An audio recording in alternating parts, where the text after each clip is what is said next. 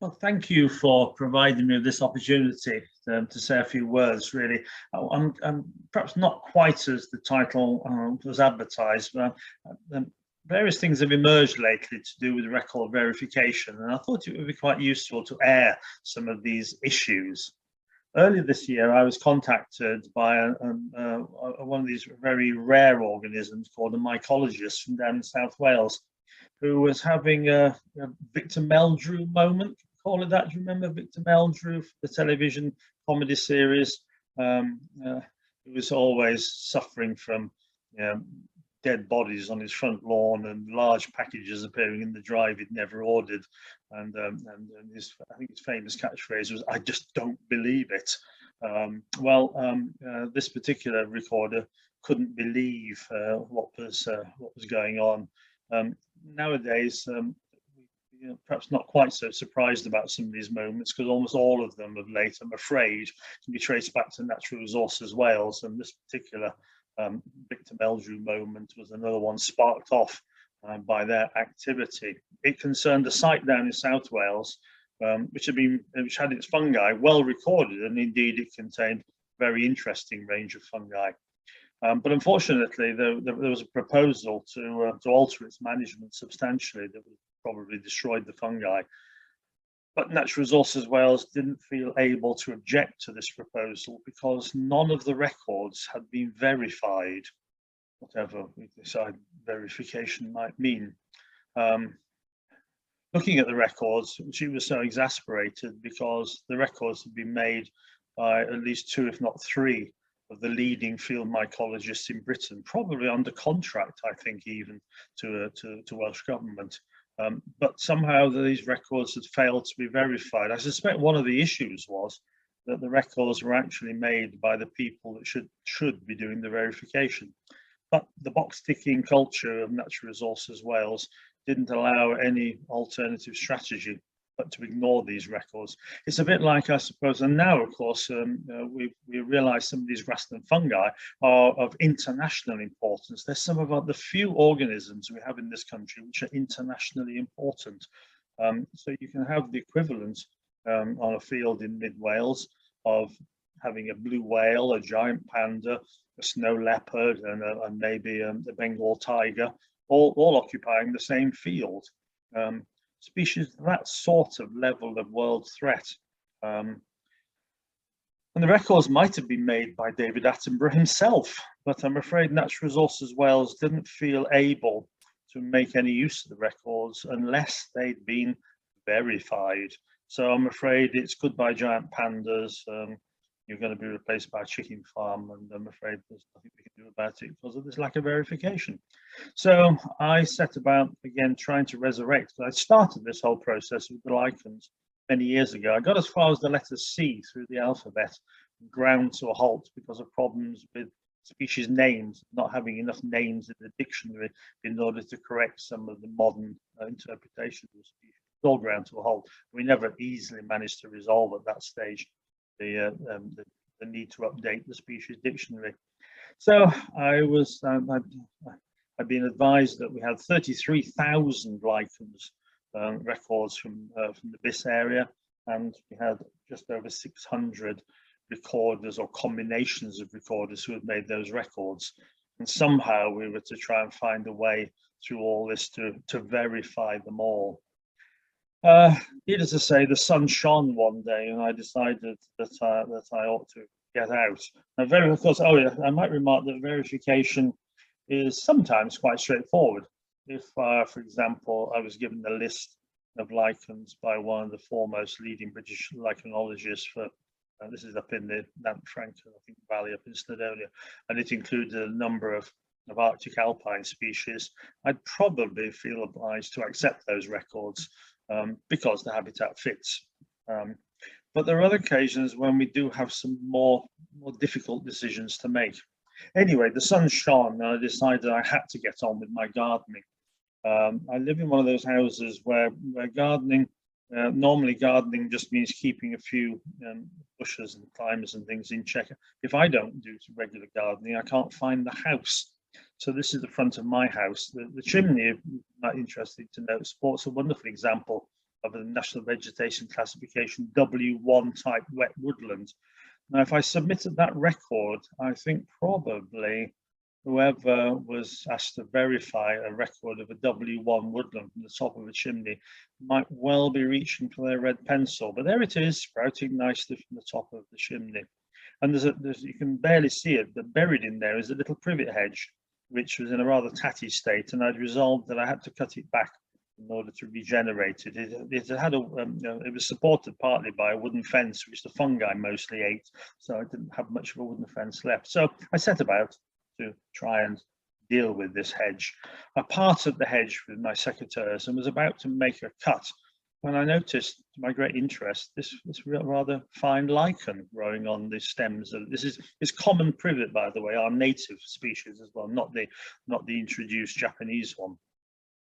And putting my glasses on, I realized that this had to be one of these rather uncommon cyanobacteria containing lichens.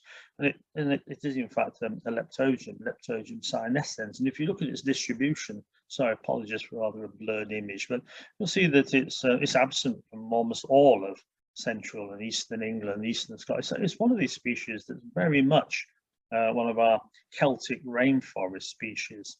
And there are a few dots you can probably see lurking around in mid Wales here, but they're all on rock, very rare or now extinct. And in fact, I wasn't aware of any place left in Breconshire, and I live in Breconshire, where this lichen still occurred. It had been quarried away on a rock outcrop down the Wye Valley near Irwood.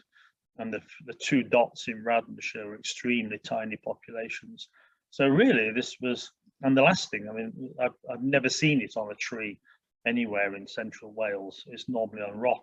So to find it on a privet stem in my hedge was, yes, it was a bit like coming across a giant panda on the north face of the Brecon Beacons.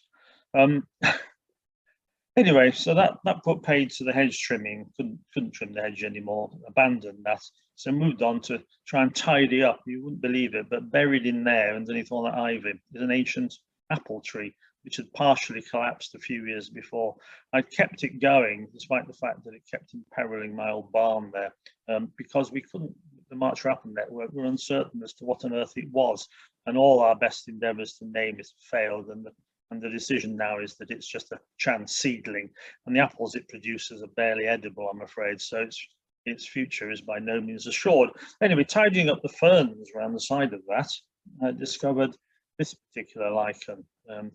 The grey lobes with lots of little folioles sticking out for it. I couldn't believe my eyes. This was a sticta.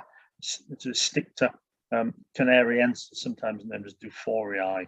And if we look at the distribution map of that, it's even rarer. The one dot down in mid Wales there is from Aberedi rocks, and the other dot to the northwest is deep down the gorge of the Rydal at Devil's Bridge. And as you can see, it's largely a West Highland specialist. I mean, and certainly not, if I'd been presented with this record, I would have had to discount it. There's no way that this thing could possibly be in somebody's front garden. This is its habitat at Aberedi, where it occurs in some abundance on the rocks, great quantities of it in places, and chunks fall off regularly. And I was reminded that I looked it up in my records. This is the beauty of records, and I found that it was 15 years earlier I had stuck a small colony of this lichen high up on that apple tree. 15 years ago, the branch has completely gone, ivy's overwhelmed it all, and it got eaten rather rapidly by slugs as well. So I gave up all hope of it ever surviving, and marveled at its ability to survive at Aberedi. But 15 years later, there it was, back on, it had appeared again on my apple tree. Almost certainly had to be the progeny of my original transplant. If you look closely, you can see that the lobes of this lichen are covered in tiny little round thalli. These help it spread about vegetatively. It doesn't seem to have any means of the fungus reproducing independently. So those rather large lumpy lobes have to spread it about the landscape. It doesn't have any other means. So yes, here they are in close up. This is what they look like. These little folioles, as they're called. And that got me thinking about this whole business, because I'd sort of formulated ideas, because I'd had to produce this red data book. I helped produce a red data book of British lichens and a red data book of Welsh lichens. And you formulate an idea as to what species actually like. And I'd come to the conclusion that this was a rather specialist lichen that needed really rather odd, very unusual conditions. They had to be slightly calcareous, they had to be well shaded, very humid, long undisturbed. It was a poor colonizer, and it was one of the species that ends up as one of our red data book threatened species. But other species of lichens that reproduce by tinier granules, this is one called Parmelia sulcata. The red dots are more recent records, and these recent records show a complete infilling. Prior to the last 10 years, this lichen couldn't exist in most of those areas where there are red dots, because the bark of the trees on which it grows was too acidic. It hated sulfur dioxide, but it's rapidly infilled all those areas. And if we compare that with a lichen such as this Pertusaria, the fascination of this one is that it's taking it a hell of a long time to get back into central England. And look at South Wales, it's failed still to get over the Brecon Beacons, and it produces spores from those little black blobs in the white pavement-like structure. Those black blobs are spores, but they're spores of an enormous size. They're about 110, 150 microns across, which considering most fungal spores are anything between 2.5 and 5, you'll realize that these spores are enormous. And it looks to me like its inability to get back is not because it likes smooth bark of young trees, so there's no shortage of habitat. It just has this great difficulty getting around. So in interpreting whether to accept a record or not, one perhaps has to understand the biology of some of these species. And I think probably here's another one that concerns me now. This is the tree lungwort. The open circles all over most of England are where it used to occur. That was before the Industrial Revolution. And those two dots, which are actually on the Hereford-Shropshire border, one of those dots is no more, and a lot of those dots down the middle through Paris, they've all gone as well. The trees have collapsed with it on, and it's failed to move any great distance. But other species, even rarer now, this is Liberis cubiculata, which has gone, all those dots in Cardiganshire and down in Pembrokeshire, it now seems to be defunct, gone, died. We don't really fully understand why. It reproduces again only by these little granules. Lots of new records in the Scottish Highlands where it's doing very well, well beyond the extent of atmospheric pollution. It probably is the species that not only needs base-rich bark, but it hates nitrogen pollution as well, NOx and nitric acid. So giving these things a bit of a help seemed a good idea. And so Francis Rose pioneered this business of transplanting. So here's a bit of Liberia applied to a tree with a little bit of mesh tacked on with staples. And some of these things work very well. And I decided I would attempt to set up at the Welsh Botanic Garden a living collection of lichens. And I chose this particular goat willow because it was quite sheltered, seemed not to be too acidic. And it was in about 2016. A number of quite important trees collapsed up in North Wales that had a lot of interest in these Liberia species. And so I stuck some of these on the tree. And you can see here and there the little bits of mesh where perhaps success has not been so great, but elsewhere, these things have grown beautifully. Here's one of those little transplants. So this is 6-7 years on, it's grown magnificently. So these things are quite capable of growing in areas, providing they get there.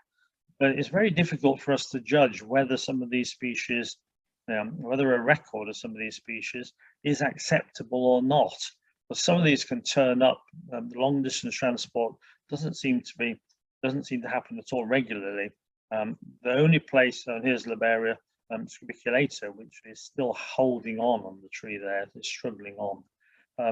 There's only one place left in the whole of mid Wales where tree lungwort is managing to spread, and that's from this big oak tree here on the left. It's spread onto the nearest of those little oak trees. If you look at those oak trees, you'll see lots of little colonies.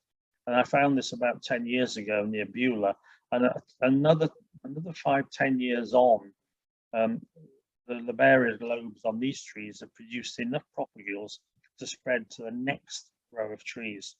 But you have to realize that these are, now they're still finding it difficult, and any tree with lungwort on that's more than 10 to 15 meters from another tree, effectively that population seems to be doomed because it can't get any further. So these are all interesting strategies to bear in mind. And elsewhere, yes, pollution becomes an issue. Here's there are Ishby actually scraping off. I think this is the third time we've had to scrape off the farmyard manure from the muck spreader on this tree, which supports one of the few populations really in the world of this wonderful lichen called Caloplaca herbidella, which Mid Wales is one of its world headquarters. And elsewhere, this is the shape of things to come. This is Xanthoria parietina, the orange peril, which is now spreading rapidly across most of central Wales, fueled by the ammonia from the recently constructed livestock units. So many of these lichens then can be used to detect, either by their demise or by their spreading, to detect things like ammonia levels in the air. So the records that we make are very important, and they may not seem very important now, but in the long run, it will probably surprise us as to what is going on. But at the same time, the verifier's job is never going to be easy, because how could I would never have accepted the records of these lichens from my front garden, and yet there they are. And I suspect the leptogium that arrived there because occasionally, I have to confess, I've shaken the debris from the bottom of my collecting bag into the bottom of that hedge. 12 years ago was the last time I ever collected any of that leptogium. That was up in North Wales, and it's quite possible that I brought it back and allowed it into that hedge. But there we have it then. So a little tale of the problems of verification, but it's something that we're going to have to thrash out with Natural Resources Wales, because life isn't quite as simple as just saying we accept verified records and we reject all unverified records. Thank you.